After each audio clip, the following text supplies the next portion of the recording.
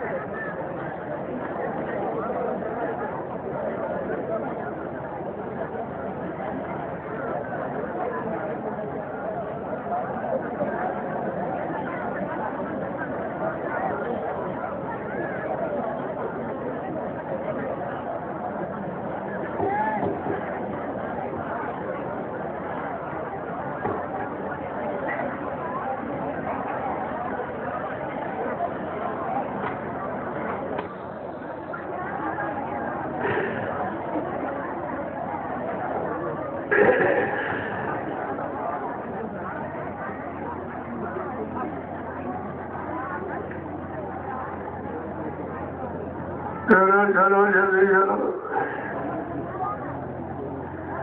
देर मत करो, समय हो गया।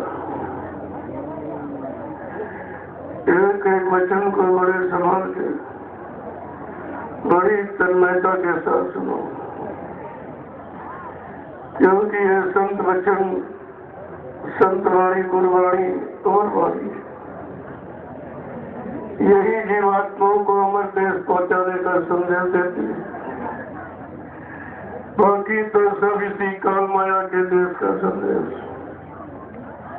इसी जन्म मरण में फंसने का संदेश, इसी कर्मों के जाल में रहने का संदेश देते। लेकिन संत सदगुरु जीवात्माओं को काल माया के देश से निकालने का, इनको इनके असली धर्म का मंडल लोग पहुंचाने का संदेश देते और रास्ता दिखा के बता के इनको घर पहुंचाते हैं। क्योंकि कलयुग का जीव बहुत कमजोर है, उम्र भी नहीं कुछ,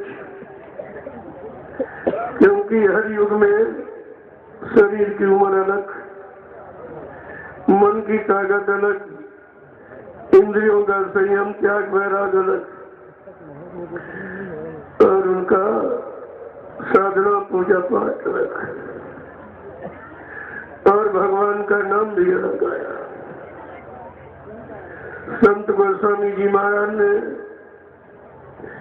इस चारों युगों के राज को खोल के रखा कि हर युग में परमात्मा खुदा का नाम समय के अनुसार, और वो समय के महापुरुषों पर निर्भर करता है। नाम रहे संतो आधीना, संत बिना कोई नहीं जीना। नाम संतों के अधीन है, ज्ञानी विज्ञानियों के अधीन नहीं है, ऋषि मुनियों के अधीन नहीं है। जो नाम जीवात्माओं को जगाएगा, यही नाम डोर शब्द डोर जीवात्माएं जब पकड़ेंगी तो अपने घर को जाएंगी।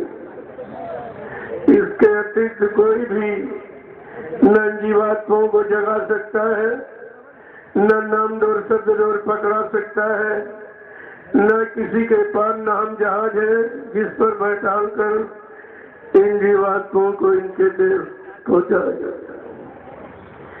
ये काम केवल संत संतों का। इसलिए संतों ने हर युग का नाम और धाम, काम और उम्र, मन की ताकत, इंद्रियों का संयम त्याग वैराग, उनका खान पान सब अलग रखा, ताकि कोई जीव किसी अन्य युग के नाम में न जुड़ जाए, न भ्रमित हो जाएगा। इसलिए अपने अपने युग का नाम सबने आपके सामने खोल के समय के ऐसी कलयुग के संत गोस्वामी जी महाराज जो घर गृहस्थी में आए थे, ब्राह्मण जाति में आए थे, लेकिन जात पात का भी विरोध खोला उन्होंने कि हमारी आपकी कोई जात नहीं है, न परमात्मा खुदा ने कोई जात पात बनाई। उसने यह पंच भौतिक शरीर, यह जिस्म बना के तैयार कर दिया। तुम इसको हिंदू कहो, मुसलमान कहो, सिख कहो, ईसाई कहो, ब्राह्मण क्षत्रिय वैश्य सर्जन कहो, छोटा बड़ा गरीब अमीर, पढ़ा लिखा अनपढ़ कहो, ये तुम्हारी मानसिकता। लेकिन परमात्मा खुदा ने कोई जात नहीं बनाई, न कोई मजहब धर्म फिरका बनाया, क्योंकि वो सर्वदेशी, सर्वव्यापी, सर्वदर्शी, वो तो सबके हित में आता है। इसलिए गोस्वामी जी महाराज ने चारों युगों के भेद को खोल के रखा रामचरितमानस में, कि कलयुग का जीव कहीं पिछले युग की साधना में न फंस जाए और वो साधना इसके बस की नहीं है, क्योंकि शरीर की उम्र वो है नहीं, मन में ताकत है नहीं, इंद्रियों में संयम त्याग वैराग है नहीं, और खान पान अच्छा है नहीं, तो ये कुछ नहीं कर सकता। लेकिन तुमने उनकी भी बात नहीं मानी, तो उन्होंने हर युग का राज खोल के रखा। कहा कि सतयुग में इसी मानव शरीर की उम्र 1 लाख वर्ष की, मन की ताकत हाथी के बराबर थी, और भगवान का नाम उस समय था हरि नाम। इंसान में पूर्ण तैयार संयम त्याग वैराग था, खान पान अच्छा था। और कहा कि उस समय भगवान का नाम क्या था? हरि नाम था। उन्होंने लिख के बताया, ऐसे नहीं मौखिक, जिससे जीव भ्रमित न हो जाए। और किन किन लोगों ने उस नाम को लिया, उनका क्या काम हुआ, वो भी लिख दिया। क्या लिखा उन्होंने? कि नाम है जपात हरि कीन प्रसादू, और भक्ति सिरो माणि भय प्रहलादू, कि ध्रुव संगला नीच प्योर हरि नामू, अपाए वाच ले अनुपम ठामू। का हरि नाम जिसको प्रहलाद ध्रुव ने जपा था, यह सतयुग का नाम। सतयुग के जीवों के लिए जो योगियों ने जगाया था, तो योगियों का स्थान ब्रह्म स्थान पे है, इसके ऊपर नहीं जा सकते, न ले जा सकते। जीवात्मा बेचारी वहीं तक पहुंच गई जो पुण्य शरीर से उन्होंने कराया कमाया था आपने। जब वो पुण्य क्षीण हो गया, कहते पुण्य क्षीण मृत्यु लोक, जब पुण्य क्षीण हो गया तो उनको पृथ्वी लोक में धकेल दिया, जाओ फिर कर पड़ो। कहने का मतलब है, जहाँ तक जिसकी साधना पहुंच होती है, उस समय का वो मालिक उन जीवों को वहीं तक पहुंचा सकता। प्रेमियों, तो सतयुग में मानो के शरीर उम्र 1 लाख वर्ष की, मन की ताकत हाथी के बराबर है। और उस समय यह साधना भजन क्या करता था? पूजा पाठ। तो स्वामी महाराज क्या लिखते?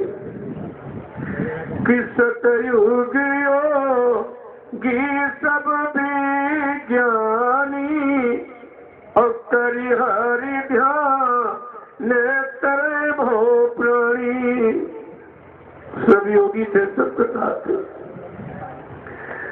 कोई भोग था नहीं, भोगों में जीव फंसा नहीं, इसलिए उम्र ज्यादा थी। तो कहते सब हरि का ध्यान करते थे, और जहां तक इस नाम की पहुंच थी वहां तक पहुंचे लोग। लेकिन लिखते हैं कि ये जगत परिवर्तनशील है, यहाँ हर ऋतु, हर युग, हर क्षण पर घड़ी परिवर्तन है। कहा सतयुग भी बदल गया। क्या आ गया? कहते आ गया त्रेता। कल त्रेता में क्या हो गया?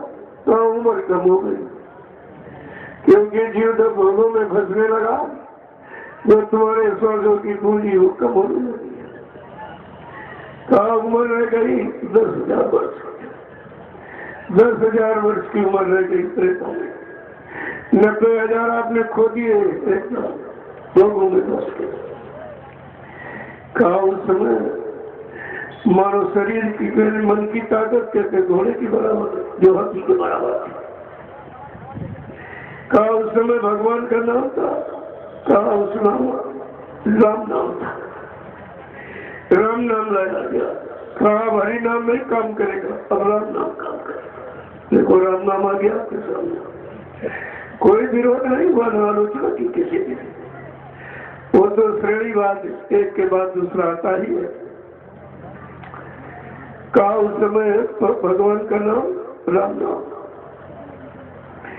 और लोग उस समय साधना क्या करते थे?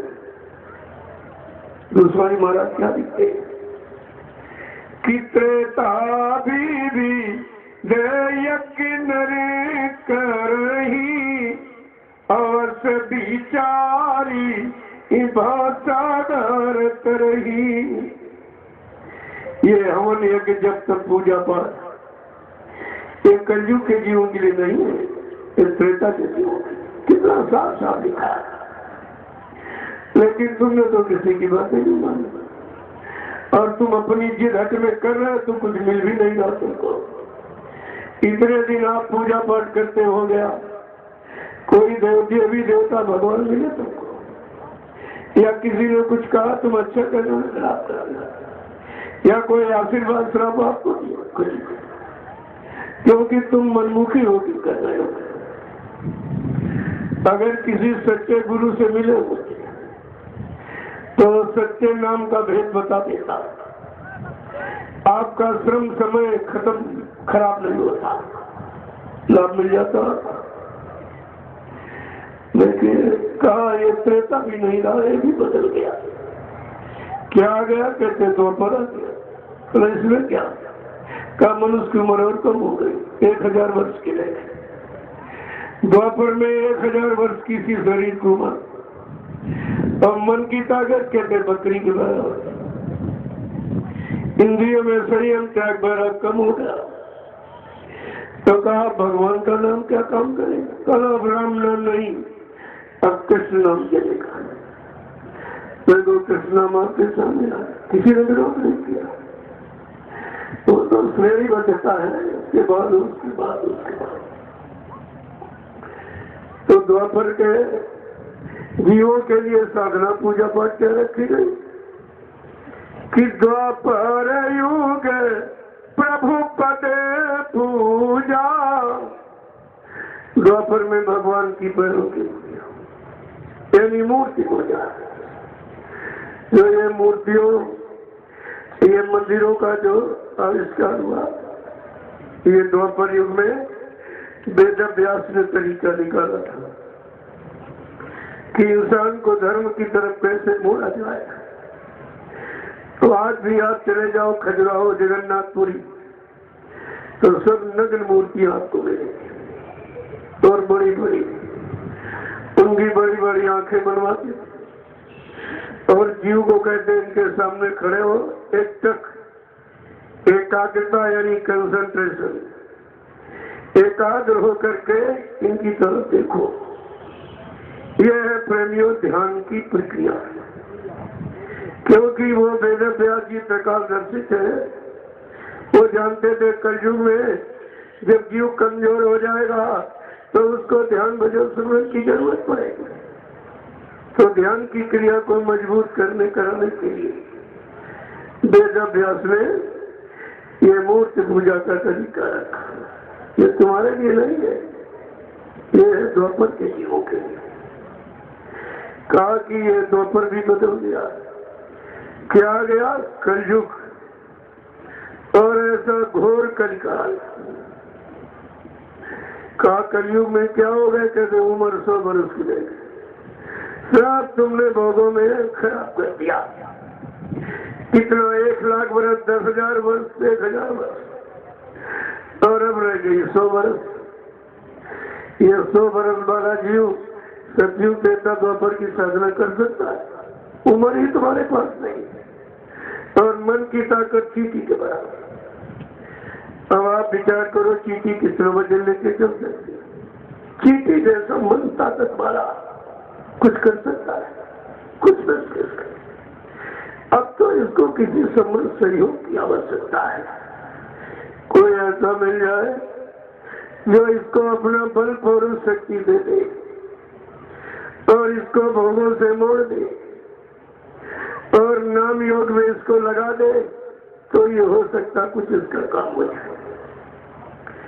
तो प्रेमियों कलयुग में कौन सा भगवान का नाम है? किसी ने बताया आज तक तुमको? किसी काले पीले लाल कपड़े पहनने वाले दाढ़ी वाल रखने वाले किसी महात्मा गुरु ने आज तक नहीं बताया कि कलयुग में जीवों के लिए कौन सा नाम होगा और बिना नाम के काम नहीं होगा। हर युग का इतिहास पीछे पड़ा हुआ, लेकिन संत गोस्वामी जी महाराज ने उसको भी खोला। क्यों? संतों के पास ये है, कोई भेदभाव नहीं। गूढ़ हो तत्व न संत दुराऊ, जीवात्मा परमात्मा के गूढ़ राज रहस्य को संत महात्मा कभी छिपाते नहीं, लेकिन अधिकारी जन कोई कोई पाओ, कहते गूढ़ हो तत्व न संत दुराऊ।